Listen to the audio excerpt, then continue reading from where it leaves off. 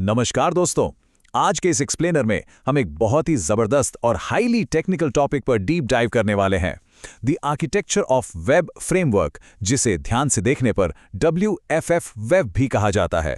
अगर आप high performance real time web applications develop करने का शौक रखते हैं तो ये डिस्कशन बिल्कुल आपके लिए है। तो चलिए सीधे इन स्लाइड्स के जरिए समझते हैं कि कैसे ये फ्रेमवर्क ट्रेडिशनल वेब डेवलपमेंट के रूल्स को पूरी तरह से बदल रहा है। फटाफट एक नजर डालते हैं आज के रोड मैप पर। हम 5 मेन एरियाज कवर करेंगे। पहला, वुफ वेब का इंट्रोडक्शन। दूसरा, डिस्क को बाईपास करने का सीक्रेट। तीसरा, real time web socket communication. चौथा, लॉसलेस राउटिंग एंड सिक्योरिटी। और पांचवा, मिशन क्रिटिकल ऐप्स को पावर करना। ऑलराइट, चलिए शुरू करते हैं। Section 1, meet web form framework, a Java experts tool.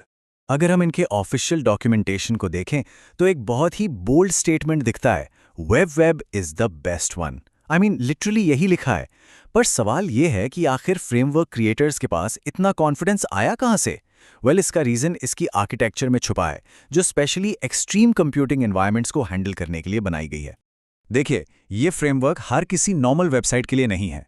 ये स्पेसिफिकली डिजाइन किया गया है हैवी लिफ्टर्स के लिए, जैसे single page apps, banking products और मिशन क्रिटिकल यूआई डेवलपमेंट। लेकिन जहां ये सच में गेम चेंजर साबित होता है वो है रियल टाइम एनालिटिकल और ट्रेडिंग एप्लीकेशंस, खासतौर पर हाई फ्रीक्वेंसी ट्रेडिंग यानी HFT ऐप्स के लिए।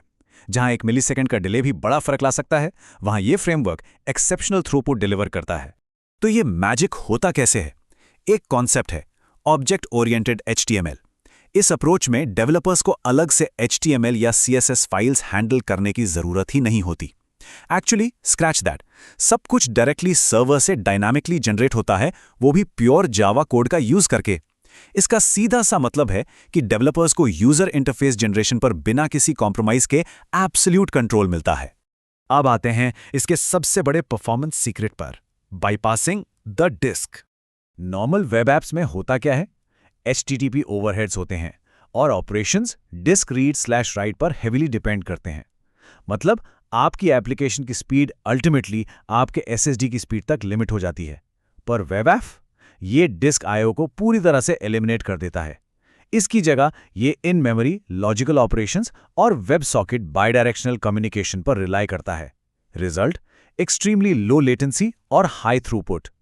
HFT प्लेटफॉर्म्स या किसी भी रियल टाइम डैशबोर्ड के लिए इससे बेहतर सेटअप हो ही नहीं सकता। नेक्स्ट आप, तीसरा section, real time web socket communication. चलिए इस फुल डुप्लेक्स पावर को समझते हैं। यहाँ एक बहुत ही इंटरेस्टिंग फीचर है, शेयर टैग कंटेंट क्लास। ये सिंगल सर्वर साइड पॉइंट से मल्टीपल ब्राउजर पेजेस के डेटा को इंस्टेंटली अपडेट कर सकती है। अब इसको इंडियन स्टॉक मार्केट और HFT के कॉन्टेक्स्ट में सोचिए। हमें पता है कि सेबी के कंप्लायंस रूल्स के हिसाब से अप्रैल 1, 2026 से एल्गो ट्रेडिंग को सिक्योर और ट्रेस करने के लिए स्टैटिक IP मैंडेटरी होने वाला है। अगर हम कोई normal client side UI framework use करते हैं तो लाइव चार्ट्स दिखाने के लिए ब्रोकर के वेब सॉकेट से कनेक्ट करने हेतु एक इंटरमीडिएट सर्वर लगाना पड़ता है, जो डेटा डिलीवरी को स्लो कर देता है। लेकिन वेब के साथ आपका पूरा UI लॉजिक जावा में है, तो आप अपने रजिस्टर्ड स्टैटिक IP वाले सर्वर से सीधे ब्रोकर API को कॉल कर सकते हैं। बिना किसी इंटरमीडिएट सर्वर के डायरेक्ट लाइव चार्ट्स के लिए ब्रोकर के वेब सॉकेट को सब्सक्राइब किया जा सकता है। ये डायरेक्ट कनेक्शन लिटरली लेटेंसी को खत्म कर देता है और ट्रेडिंग ऐप्स को एक अनबीटेबल स्पीड एडवांटेज देता है। Okay, moving on to section 4। बात करते हैं लॉसलेस राउटिंग और डेटा सिक्योरिटी की। इमेजिन कीजिए सर्वर से इंपॉर्टेंट UI अपडेट्स आ रहे हैं और अचानक मिड अपडेट में नेटवर्क ड्रॉप हो जाए।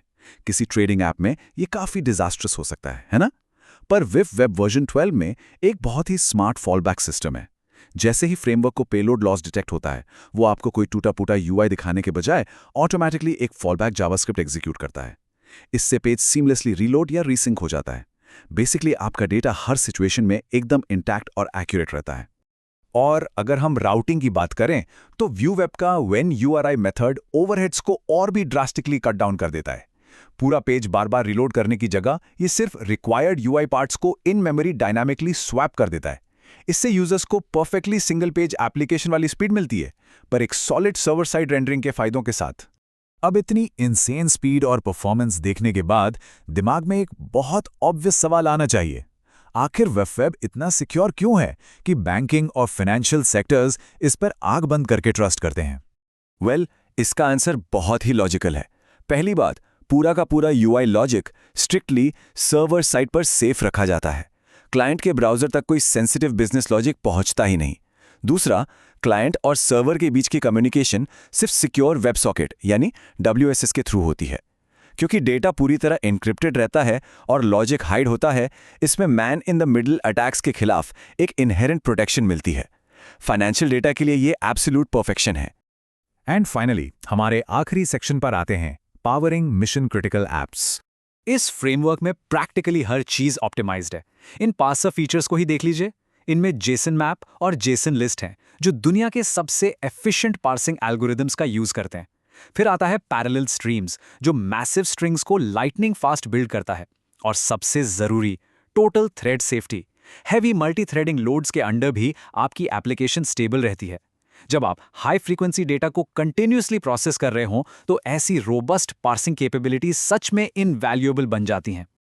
और हाँ, डिप्लॉयमेंट के टाइम भी ये आपको स्लो नहीं होने देगा।